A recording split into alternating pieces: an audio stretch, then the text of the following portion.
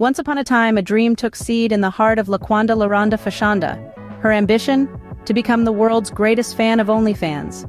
No ordinary fan, mind you. She wanted to fan the flames of fandom for profit. Toiling from dusk till dawn, she dedicated herself to her craft. Kneeling before the altar of dedication, she honed her skills, her devotion unwavering. She understood that greatness is not handed on a silver platter. It is earned through sweat, tears, and unyielding passion. And so, the tale of Laquanda Fashanda unfolds. A testament to the power of dreams, the strength of ambition, and the sheer will to rise above the ordinary. Remember, in the pursuit of greatness, the journey is just as important as the destination.